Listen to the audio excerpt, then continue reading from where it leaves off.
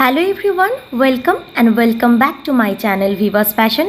আমি ডালিয়া কালিয়াগঞ্জ থেকে বলছি। কাছে ও দূরে যে যেখান থেকে আমার ভিডিওটি দেখছেন আপনাদের সবাইকে অসংখ্য ধন্যবাদ আমার ভিডিওটি দেখার জন্য। আপনাদের সকলকে সাথে নিয়ে আজকে সন্ধ্যাবেলা থেকে ব্লগটা স্টার্ট করেছি। আমার হাজব্যান্ড চিকেন নিয়ে এসেছিলো আর সেটারই রান্নার প্রিপারেশন দেখতে পাচ্ছেন। তো সেটাই রান্না করতে শুরু করেছি আমি। আমার সকল দর্শকদের উদ্দেশ্যে আমি একটা কথা বলতে চাই, আমি কিন্তু প্রত্যেক সপ্তাহের মঙ্গল, বৃহস্পতি, শনি, রবি এই 4 দিন করে ভিডিও আনবো আমার চ্যানেলে। আর প্রত্যেকটাই থাকবে বড় ভ্লগ, মানে আজকে যেই ধরনের ব্লগটা দেখতে পাচ্ছেন এই টাইপের একটা বড় ভ্লগ থাকবে। এবং অন্যান্য দিনগুলোতে আমি মিনি ভ্লগ এবং আমার শর্টস আনার চেষ্টা করব। আর আমার যদি রিল আর মেকআপ টিউটোরিয়াল এগুলো আপনারা দেখতে চান তাহলে কিন্তু আমাকে ইনস্টাগ্রাম আর ফেসবুকে ফলো করতে ভুলবেন না। আর আমার ইনস্টাগ্রাম আর ফেসবুকের লিঙ্ক আপনারা পেয়ে যাবেন আমার চ্যানেলের অ্যাবাউটে গিয়ে। সেখান থেকে আমার ফেসবুক আর ইনস্টাগ্রামের লিঙ্ক নিয়ে আপনারা আমাকে ফেসবুক এবং ইনস্টাগ্রামেও ফলো করতে পারেন সুন্দর সুন্দর কন্টেন্টের জন্য। আর এখানে দেখুন আমি মাংসের আলুটা আর মাংসটা এখন দিয়ে দেবো। তো পরিমাণ মতো নুন, হলুদ যা যা লাগে সমস্ত কিছুই দেবো। আর আজকের এই ভিডিওতে মেনলি আপনাদের সঙ্গে শেয়ার করব আমাদের রুম ট্রান্সফরমেশন বা রুম শিফটিং। তো ঘরের একটু টুকটাক চেঞ্জ করেছি। আর আমাদের ঘরে যে টিভিটা ছিল সেটা ডাইনিংয়ে ইনস্টল করা হয়েছে। তার কারণ ডাইনিংয়ে একটা সোফা আসবে আর ডাইনিংয়ে যেগুলো ছিল সেগুলো সমস্ত কিছু সরিয়ে দেওয়া হবে। তো ধীরে ধীরে সমস্ত কিছুরই ব্লগ আসবে। আর এখানে দেখুন মাংসটা আমি কষাচ্ছিলাম, তো তখনকার একটা ছোট্ট ক্লিপ আপনাদের সাথে শেয়ার করলাম। রান্নাবাড়ি টুকটাক আমার ডেইলি লাইফস্টাইল সেগুলো তো আমি শেয়ার করি। তার পাশাপাশি আমরা নতুন কি করতে চলেছি সেগুলোও দেখাই। তো সামনে যেহেতু দুর্গাপুজোর সামনে রুম ডেকোরেশন নিয়ে একটা বিশাল বড় চিন্তা থাকে প্রত্যেক বাঙালির মাথায়, কারণ দুর্গাপুজো হচ্ছে বাঙালিদের একটা বিশাল বড় উৎসব। আর এখানে দেখুন দেখতে দেখতেই আমার চিকেন রান্না হয়ে গেছে, আমার হাজব্যান্ডকে খেতে দিয়েছি। আর এটা তার পরের দিন দুপুরবেলা আমি স্নান টান করে কাপড়গুলো গুছিয়ে রাখছিলাম। আর আমি কিন্তু এরকমের র্যাকে করে ভিহানের কাপড়গুলো গুছিয়ে রাখি। এর আগে আমি অনেক ভিডিওতে শেয়ার করেছি যে বাচ্চাদের কাপড় কীভাবে অর্গানাইজ করা যায়। তো যারা দেখেননি তারা আমার চ্যানেলে গিয়ে সেই সমস্ত ভিডিওগুলো দেখে নিতে পারেন, সেখানে আরও ডিটেলস আমি বলেছি।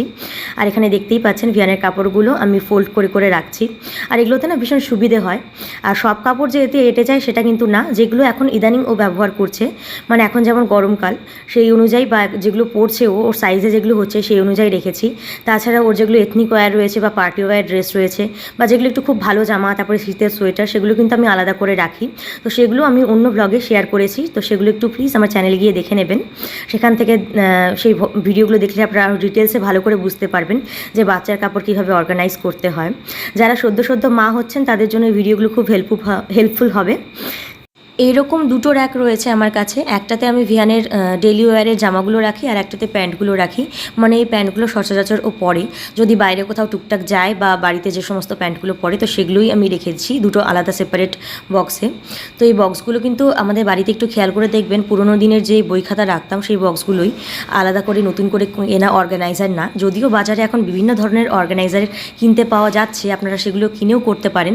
কিন্তু যদি বাড়িতে এগুলো পুরনো থেকে থাকে তাহলে আমি বলবো কেনার কোনো দরকার নেই, পয়সা নষ্ট করে কোনো লাভ নেই। সেই পয়সাগুলো বাঁচিয়ে রাখুন, বরঞ্চ সেগুলো দিয়ে নতুন জামা কাপড় কিনুন, কারণ সামনে পুজো আসছে। তো অনেকের হয়তো পুজো শপিং হয়ে গেছে, আমাদেরও টুকটাক হচ্ছে।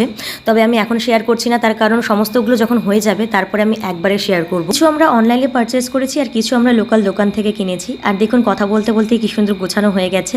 আর এগুলো আমি এবার আলমারিতে তুলে দেবো। আর বিকেলবেলা এসেছিলো এই পার্সেলটা, এটা অ্যাকচুয়ালি ভিয়ানের পুজোর গিফট।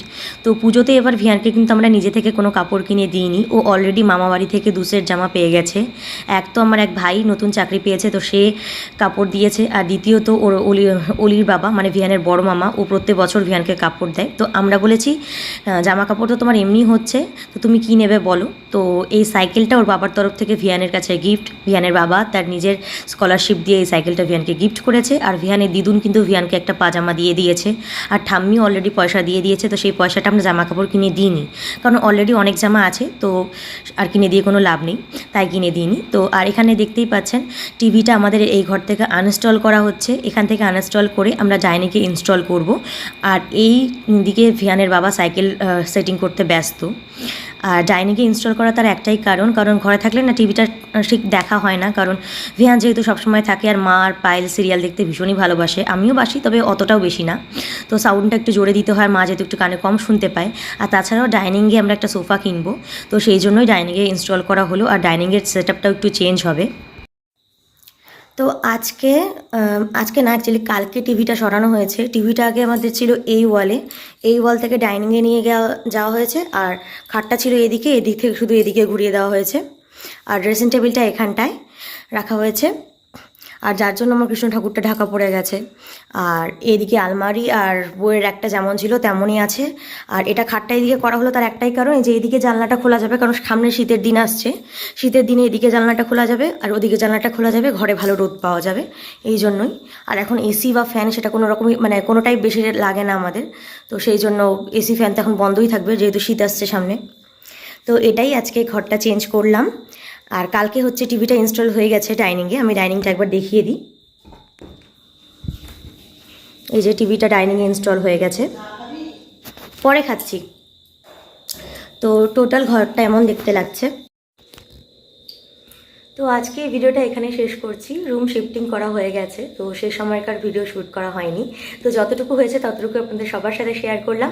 আশা করি ব্লগটা আপনাদের সবার খুব ভালো লেগেছে। যদি ভালো লেগে থাকে তাহলে অবশ্যই একটা লাইক করে দেবেন, আর চ্যানেলে নতুন হয়ে থাকলে চ্যানেলটা সাবস্ক্রাইব করে দেবেন। পাশে থাকা বেল আইকনটা অবশ্যই হিট করে দেবেন, যাতে সময় মতো নোটিফিকেশনগুলো আপনাদের ফোনে পৌঁছে যায়। ততক্ষণের জন্য বাই, দেখা হচ্ছে আগামীতে নতুন কোনো ব্লগ নিয়ে। আর সামনে কিন্তু আমি রুম ডেকোরেশনের অনেক ব্লগ আনবো, প্রি পুজো কীভাবে ঘর সাজানো যায় সেটা নিয়েও ভিডিও আনবো। আজকে এখানেই রাখছি, বাই।